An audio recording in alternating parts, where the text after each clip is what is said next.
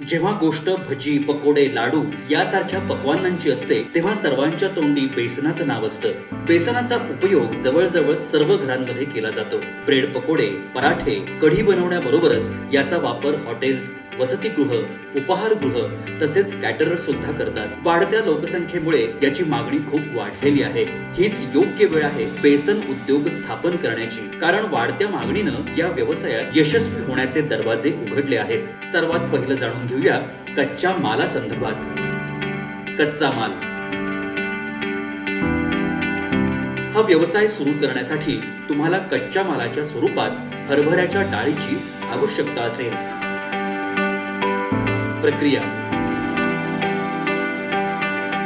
बेसन हरभऱ्याच्या डाळीपासून तयार होतं। यासाठी प्रथम बाजारातून हरभऱ्याची डाळ खरेदी करावी लागेल। त्यानंतर डाळीची गुणवत्ता तपासली जाते। गुणवत्ता तपासणीनंतर पल्वरायझर मशीन, ज्याला आपण कांडप यंत्र असंही म्हणतो, त्यामध्ये डाळीला आपण दळून घेतो।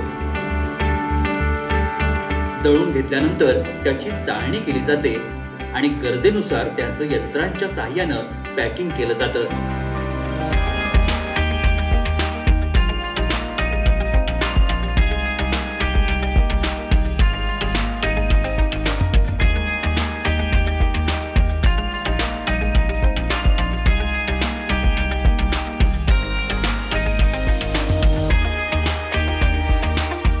जमीन आणि इमारत: या व्यवसायाला जर तुम्ही अर्ध स्वयंचलित या यंत्राबरोबर सुरू करत असाल तर त्यासाठी आपल्याला 2000 चौरस फूट जागेची आवश्यकता असेल। प्रकल्प आणि यंत्रसामुग्री: हा व्यवसाय सुरू करताना अर्ध स्वयंचलित प्रकल्प आणि यंत्रसामुग्री यासाठी जवळपास 10 लाख अधिक जीएसटी इतका खर्च होईल। तोच पूर्णपणे स्वयंचलित प्रकल्प यासाठी जवळपास 50 लाख अधिक जीएसटी इतका खर्च होईल। तसंच मुख्य प्रकल्प, यंत्रसामुग्री आणि विविध साधनं याचबरोबर उपकरणांची सुद्धा गरज लागेल। विविध मालमत्ता: जर अतिरिक्त मालमत्तेबाबत विचार केला तर ज्या अतिरिक्त मालमत्तेची आपल्याला गरज भासेल ते आहेत इलेक्ट्रिकल इन्स्टॉलेशन, पॉवर पॅनल इत्यादी। योग्य प्रमाणात विजेचा पुरवठा करण्यासाठी उभा केलेला संच, कार्यालयासाठी फर्निचर, विद्युत पुरवठा। आता विद्युत पुरवठा याबाबत बोलूया। या व्यवसायात अर्ध स्वयंचलित प्रकल्पासाठी तुम्हाला 20 ते 22 किलोवॅट विद्युत पुरवठ्याची गरज लागेल। मनुष्यबळ: हा व्यवसाय 6 ते 8 लोकांना घेऊन सुरू करू शकतो, ज्यामध्ये मुख्य यंत्रचालक, कुशल आणि अकुशल कामगार, प्रशासक आणि विक्री व्यवस्थापक इत्यादी समावेशित आहेत। चला आता जाणून घेऊया हा व्यवसाय सुरू केल्यानंतर येणारा खर्च आणि होणाऱ्या नफ्याबाबत। अपेक्षित मासिक उलाढाल: मासिक उलाढालीवर बोलूया। जर 100% क्षमतेवर तुम्ही दररोज 8 तासांच्या पाळीवर काम करत असाल तर या प्रमाणात तुम्ही जवळपास 5 ते 6 लाखांची विक्री महिना अखेर करू शकता। अपेक्षित मासिक नफा: जर आपण मासिक नफ्यावर बोललो तर कारखाना खर्च, विक्री आणि प्रशासन खर्च वजा केला तर तुम्ही जवळपास 80,000 ते 90,000 नफा महिना अखेर कमवू शकता। पण लक्षात ठेवा, वरील रक्कम ही आपल्या व्यवसायाचा आकार, प्रकार आणि केलेली गुंतवणुकीनुसार नफ्यात वाढ आणि घट होऊ शकते।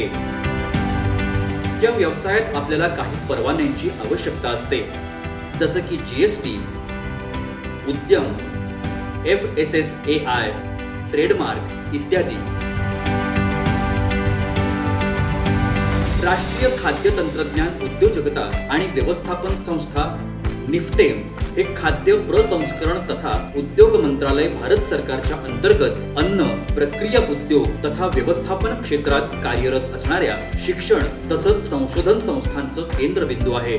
लघु तसंच मध्यम उद्योगांच्या मदतीसाठी देखील कार्यरत आहे। भारत सरकारच्या खाद्य प्रसंस्करण मंत्रालयाद्वारे नुकतीच प्रधानमंत्री सूक्ष्म खाद्य उद्योग उन्नयन योजना म्हणजेच PMFME या योजनेला सुरुवात करण्यात आली आहे। खाद्य प्रसंस्करण उद्योग मंत्रालयाचा अन्न प्रक्रिया उद्योग करू इच्छिणाऱ्या व्यावसायिकांना त्या क्षेत्रातील मदत करण्यासाठी विविध योजनांद्वारे अवगत करण्यासाठी सातत्याने प्रयत्न करत असते।